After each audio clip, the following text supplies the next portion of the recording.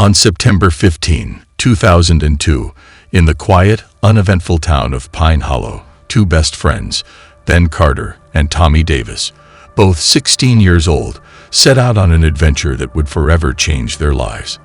They had been inseparable since childhood, and their latest obsession was an old legend whispered among the townsfolk, a mysterious house that appeared deep in the woods, only to vanish without a trace. Some called it the Vanishing House, while others claimed it was merely a ghost story told to scare children. But Ben and Tommy were determined to find out the truth. The day began like any other. Ben's older brother, Jack, dropped the boys off near the edge of the forest.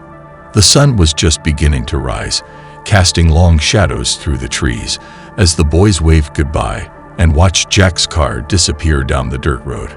The plan was simple: explore the woods, maybe find the fabled house, and return home before sunset. As the car left them behind, the excitement between the two boys was palpable, an electric charge that fueled their steps as they ventured into the unknown. "Today's the day, Tommy," Ben said, grinning from ear to ear as he adjusted his backpack. "We're finally going to find that house." Tommy, less enthusiastic, but no less curious, gave a nervous smile. "If it even exists.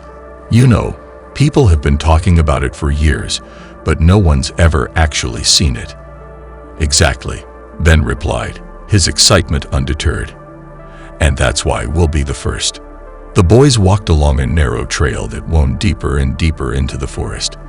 They had packed for a full day's journey: water, snacks, and a flashlight each, expecting that it might take time to uncover the truth.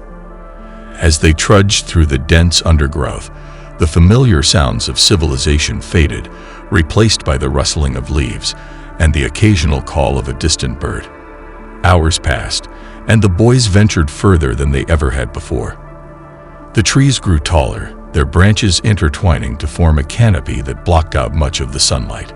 The deeper they went, the more the woods seemed to change, taking on an almost oppressive atmosphere. But Ben was undeterred, driven by the thrill of the unknown.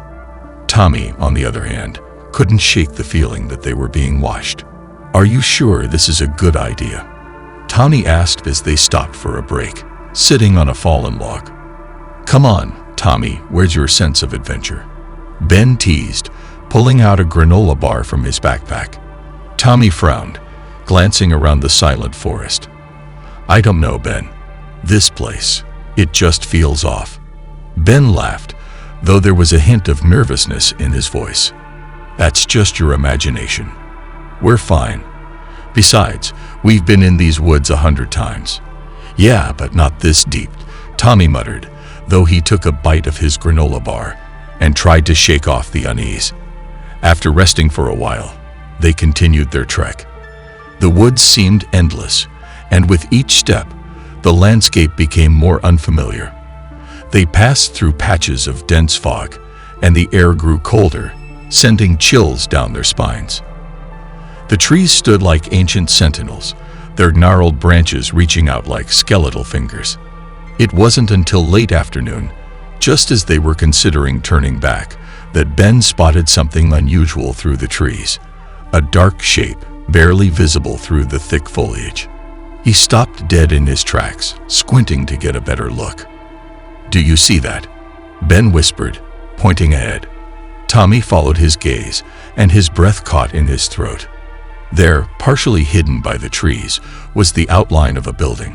A small, old-fashioned house, its faded white paint barely visible beneath a layer of grime and ivy.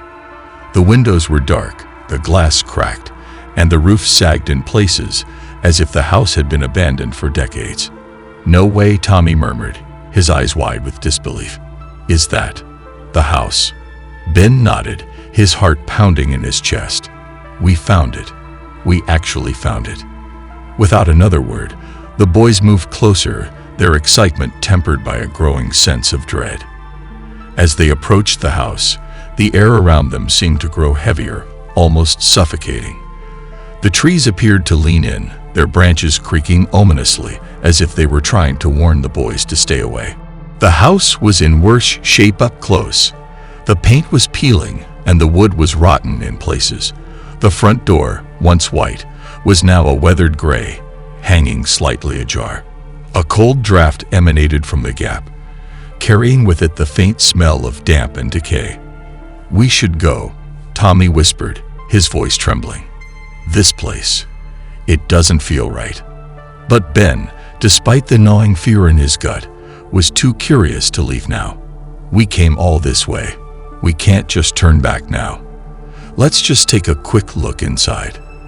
Tommy hesitated, but when Ben pushed the door open with a creak, he felt compelled to follow. The floorboards groaned under their weight as they stepped into the dimly lit entryway. Dust motes danced in the air, illuminated by the weak light filtering through the filthy windows. The walls were covered in peeling wallpaper, and the furniture, what little there was old and decayed. But what caught their attention most was the large mirror hanging in the hallway. Unlike everything else in the house, the mirror seemed almost untouched by time. It was framed in ornate, dark wood, its glass surface covered in a thick layer of dust. Ben approached the mirror, reaching out to wipe away the dust. As his fingers brushed the glass, a strange sensation washed over him, as if the air around him had suddenly thickened. He hesitated, but curiosity got the better of him, and he wiped the dust away, revealing the glass beneath. The reflection in the mirror was murky at first, but as the dust cleared, Ben could see his own face staring back at him. But there was something wrong. The reflection was distorted, as if the glass itself was warped. And then, out of the corner of his eye, he saw movement, something in the mirror that shouldn't have been there. "Did you see that?" Ben asked, his voice shaky. Tommy, who had been nervously glancing around the hallway, looked at the mirror. "See what?" "There was something behind me," Ben whispered, his heart racing. Tommy's eyes darted back to the mirror, but all he could see was their own reflection, distorted and eerie. "Ben, we need to get out of here. This place isn't right." Before Ben could respond, the floorboards creaked loudly, as if something heavy was moving in the room above them. The sound sent a jolt of terror through both boys, and they exchanged panicked glances. "Okay, let's go," Ben finally said, his voice barely above a whisper. They turned and hurried toward the door, but as they reached the threshold, the door slammed shut with a deafening bang. The boys froze, their breaths coming in short, panicked gasps. "Open it," Tommy urged, his voice filled with fear. Ben grabbed the doorknob and twisted, but the door wouldn't budge. It was as if something was holding it shut. He pulled harder, but it was no use. The door remained firmly closed. "We're trapped," Ben whispered, the reality of their situation sinking in. Tommy looked around frantically, his eyes wide with fear. There has to be another way out. Maybe a window. But as they turned to look for another exit, the house seemed to shift around them. The walls creaked, the floorboards groaned, and the air grew colder still. The light filtering through the windows dimmed, casting the house in a gloomy, unnatural twilight. "This can't be happening," Tommy muttered, backing away from the door. Ben, trying to stay calm, moved toward a window at the far end of the hallway. But as he reached it, he saw something that made his blood run cold. The view outside was no longer the forest. Instead, the window showed a dark, endless void, as if the house were floating in a sea of blackness. "We're not in the woods anymore," Ben whispered, his voice barely audible. Tommy joined him at the window and gasped, "What the hell is going on?" Before Ben could answer, the house groaned again, and the temperature dropped even further. The boys shivered, their breath visible in the frigid air, and then, from somewhere deep within the house, they heard it, a low, guttural growl, followed by the sound of footsteps. The footsteps were slow at first, methodical, as if whatever was making them was taking its time. But they grew louder, closer, until it was clear that something was coming down the stairs. "We have to hide," Tommy whispered, grabbing Ben's arm. But before they could move, the hallway door burst open, and a figure stepped into the room. It was tall, impossibly tall, with long, spindly limbs and skin as pale as moonlight. Its face was a ghastly mask of sunken eyes and sharp, pointed teeth, twisted into a grotesque smile. The creature's eyes were like bottomless pits, dark and soulless, and they locked onto the boys with an intensity that froze them in place. "Welcome," the creature hissed, its voice a raspy, inhuman whisper that echoed through the house. "You've come a long way. Why don't you stay? Forever." The boys couldn't move, couldn't speak. They were trapped, their feet rooted to the floor by a terror unlike anything they had ever known. The creature moved closer, its movements slow and deliberate, as if savoring the moment. We didn't mean to trespass," Ben finally managed to stammer, his voice shaking. The creature tilted its head, its smile widening. "Trespass? Oh, but you were invited. You've always been invited." As the creature reached out with one long, bony hand, the air around the boys seemed to thicken, pressing in on them from all sides. It was as if the house itself was alive, tightening its grip on them, pulling them deeper into its dark embrace. But then, just as the creature's hand was about to touch them, something changed. The air shifted, the oppressive weight lifted slightly, and the house seemed to tremble as if resisting the creature's will.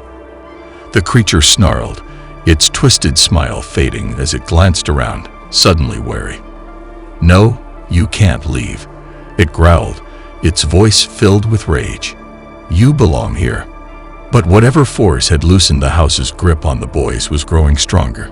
The walls shuddered, the floor shook, and the darkness outside the windows began to recede, replaced by the familiar sight of the forest.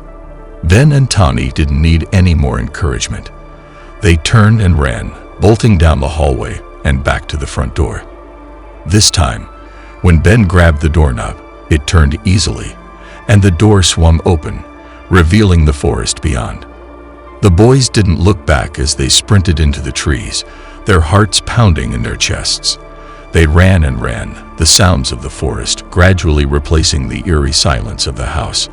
The sunlight grew brighter, the air warmer, and soon they found themselves back on the familiar trail, the house far behind them.